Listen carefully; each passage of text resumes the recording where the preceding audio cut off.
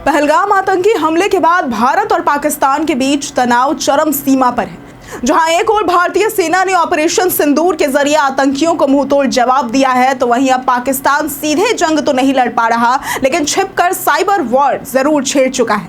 हाल ही में पाकिस्तान के हैकर्स ने भारतीय रक्षा वेबसाइट्स को निशाना बनाया है। चलिए अब आपको बताते हैं कि ये पूरा मामला क्या है और आपको इससे बचने के लिए क्या करना है। सबसे पहले आपको याद दिला दें कि कुछ दिनों पहले ही पाकिस्तानी हैकर्स ने पाकिस्तान साइबर फोर्स नाम के एक एक्स हैंडल से यह दावा किया था कि उन्होंने भारत के मिलिट्री इंजीनियरिंग सर्विसेज और Manohar Parrikar institute of defence studies and analysis जैसे प्रतिष्ठानों के डेटा तक पहुंच बनाई है।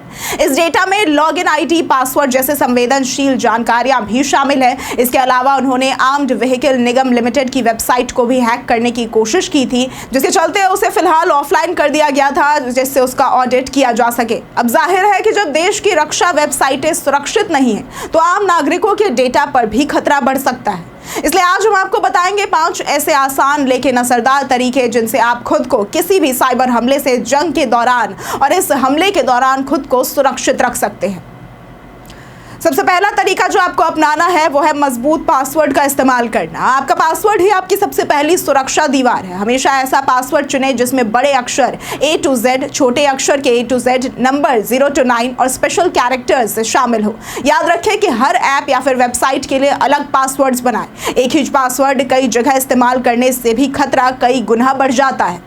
इसके अलावा हैकर्स अक्सर नकली ईमेल्स, मैसेजेस या फिर वेबसाइट्स के जरिए लोगों को धोखा देने की कोशिश करते हैं। कोई इनाम, ऑफर या फिर डरा देने वाला मैसेज देखकर अगर आप किसी लिंक पर क्लिक करते हैं तो वो आपके सिस्टम में वायरस डाल सकता है या फिर आपकी निजी जानकारियां भी चुरा सकता है। इसलिए किसी अनजान स्रोत से आए लिंक या फिर फाइल पर कभी भी क्लिक ना करें, खासकर जंग के दौरान या फिर जंग के ऐलान के दौरान तो बिल्कुल भी ना करें।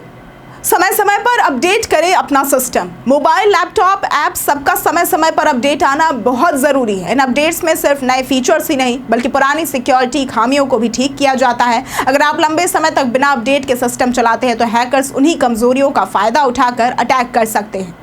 इसके अलावा फ्री वाईफाई जितना आकर्षक दिखता है उतना ही खतरनाक भी हो सकता है। मॉल, एयरपोर्ट्स, रेलवे स्टेशंस पर मिलने वाले वाईफाई नेटवर्क से कोई भी हैकर आपके डिवाइस में आसानी से सेंध लगा सकता है। अगर मजबूरी में पब्लिक वाईफाई इस्तेमाल करना ही पड़े तो बैंकिंग, OTP लॉगिन या फिर खरीदारी जैसे काम बिल्कुल भी ना करें। इसके अलावा जो सबसे ज़रूरी काम है लेकिन जो सबसे हल्का काम लगता है वो होता है 2 फैक्टर ऑथेंटिकेशन ज़रूर ऑन करें। ये एक अतिरिक्त सुरक्षा लेयर है। अगर हैकर आपका पासवर्ड जान भी ले तो बिना आपके OTP के वो लॉगिन नहीं कर सकेगा। हर ऐप और वेबसाइट पर जहां ये सुविधा उपलब्ध हो उसे तुरंत ऑन कर ले। इसके अलावा भारत सरकार ने ये भी आग्रह किया है कि आने वाले दिनों में शायद पाकिस्तान समर्थित झूठी खबरें सोशल मीडिया पर फैलाई जा सकती है, इसलिए इन पर यकीन न करें। हमारी सेना की गरिमा बनाए रखें और कोई भी जानकारी साझा करने से पहले उसकी जांच जरूर कर ले।